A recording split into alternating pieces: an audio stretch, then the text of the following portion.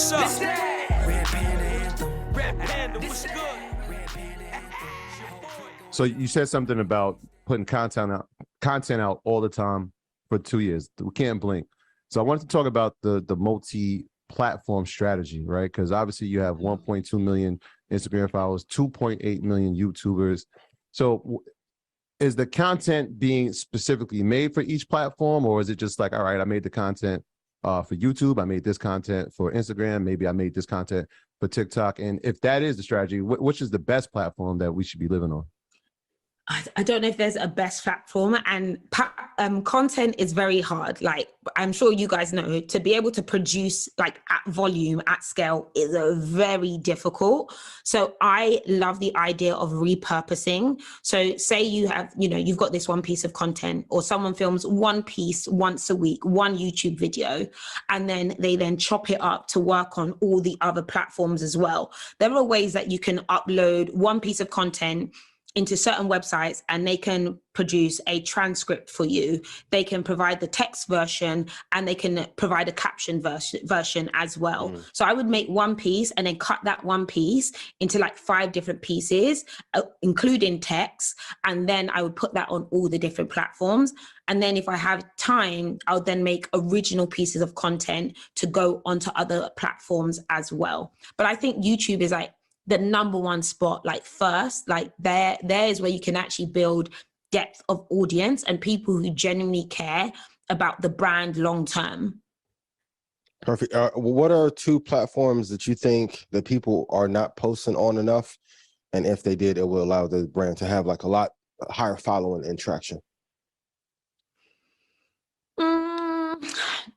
It really does vary, because there was a time where brands were all working on Snapchat. So they're like, in briefs, I was getting Snapchat briefs, and they were like, we'll pay you this. They're not doing Snapchat briefs anymore. They said, Snapchat isn't a goal or a target for us anymore. I remember getting that email. So I could have chosen to stop uploading on Snapchat, but there is still audiences and people on Snapchat. So it's all about the balance. Like, do you want audience or do you want brand attention?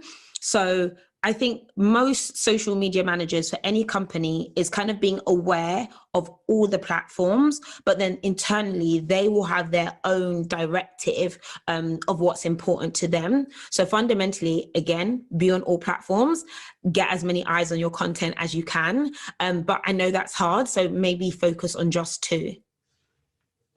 Let me ask you this. Credit. Let's talk about some finance stuff. I know the credit system is different on the UK than it is in America. So what are some of the biggest mistakes? Let's talk about the UK side. What are some of the biggest mistakes in the UK that people make that you see when it comes to credit? I mean, is it that different?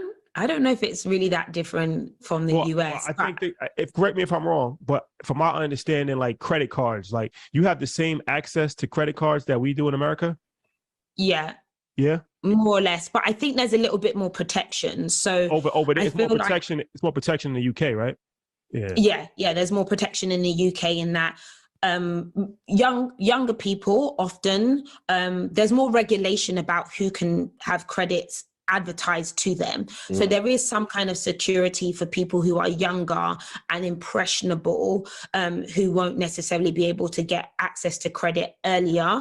And I think as well, they do a lot more checks before they give people credit. But again, sometimes the credit system can be quite predatory as well, and they will kind of attract people who are less informed about how to use credit. I think that problem is like a global problem, though America might be the worst for it. Thanks. Yeah. Appreciate sorry, guys. Because I remember, because even years ago, I remember when the UK was the first one to really ban buying crypto on credit. Because you used to be able to buy Coinbase, you used to be able to buy cryptocurrency on credit card. And I remember the UK was like the first country to stop that. And America was still allowing it for a long time, but the UK has stopped it earlier. So I feel like there's more safeguards and more, regulation. Consumer protections, yeah. There's a lot more regulation. It's around advertising, around credit, around, I think fundamentally the country wants to protect people from making financially risky decisions. Now, risk isn't always a bad thing, but again, it's a bad thing to people who are uninformed. So I think, yeah, there's more regulation around that when it comes to credit and crypto. I did not know you could get crypto on credit. Yeah. I can see why that would be bad. Please don't do it. Yeah. So what are some of your tips for credit just in general?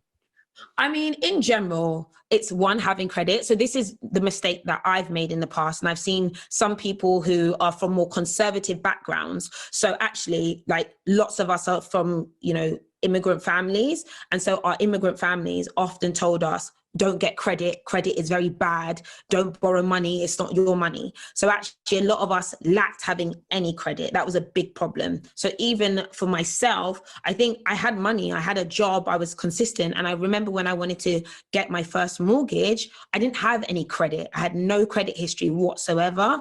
So I think people actually building a credit history when they're younger is really important, and to know how to build good credit is something that a lot of people need to focus on here, and that not all credit is necessarily bad, but you just need to be careful with it. Yeah, so obviously you've built a following, you were able to monetize and align with brands, but one of the things you said in our conversation is that you were able to save. And so I wonder where that financial discipline came from. What are some of the strategies that you use to save and budget? Because a lot of people want to invest, but they don't have the money to do it, right? And sometimes you have to figure out, what am I going to do with my money? Am I going to save? Am I going to invest? Am I going to spend it? And so how did you come up with your strategy?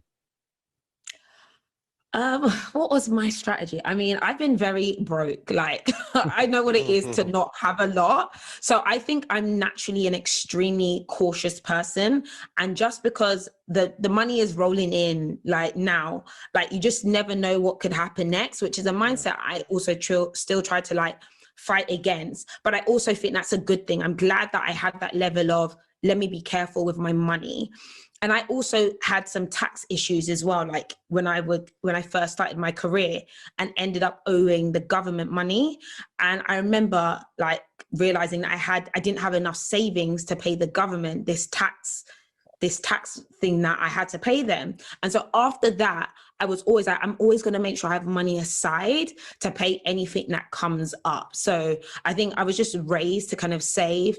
I've struggled enough to know that you need to have some protection, and then stuff happened that made me learn I need to have money on the side. Yeah, have that nest egg. How much of your gross revenue or gross income are you putting aside? Because I think entrepreneurs need to hear that part. And also, can you tell us about how you are actively living below your means and why that's important to you?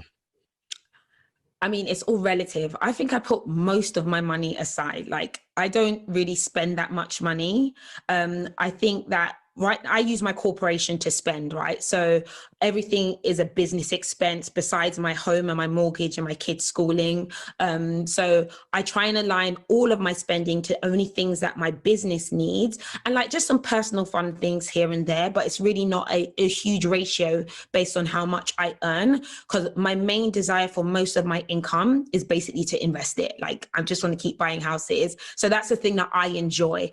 And I bought bags. I bought premium bags in the past, Hermes and all that jazz. And I'm like, this is fun, but I'd rather have something that's got bricks and mortars. Life is good when you can say Hermes and jazz. Yeah. He's appreciating that. Yeah, I mean, I've got all of that. I've had the bags. I don't know. I think you get to a place where you're like, this is great. This is cute, but it's still stuff. It's still material stuff. So for me, it doesn't entice me as much as seeing other things grow. But I think that's just where my head is at. But again, I've always loved, it's always important to enjoy yourself, buy certain things that give you, that feeling. But for me personally, it's not a prioritization, because there's still things and goals that I have that I want to do.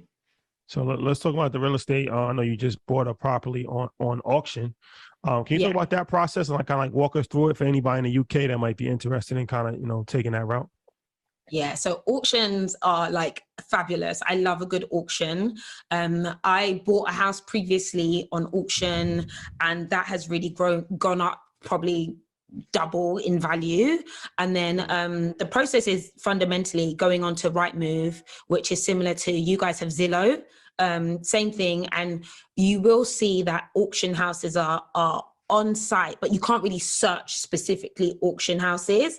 But what I found is that most agents have kind of an auction arm. So once you like quite start to learn who these different auctioneers are, you'll know that one day a month they have an auction and they put their lots up probably a week to 2 weeks before that lot's going to happen.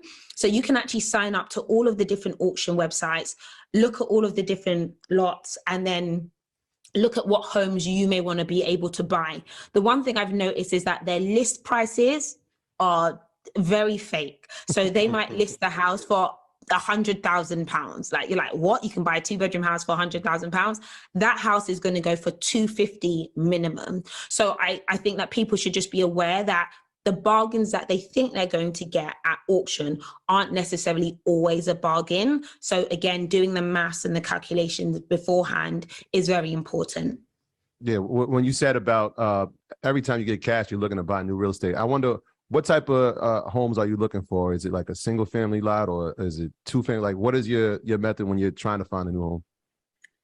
So I look at my existing portfolio and I think about what I do have and what I don't have. So I have a 4-bedroom family house already in one specific part of London, right? So I don't want another house next door that's exactly the same, because actually it's too similar, like it's the same thing. So then I'll buy another 2-bedroom house, which maybe is better for students, that is near a university location.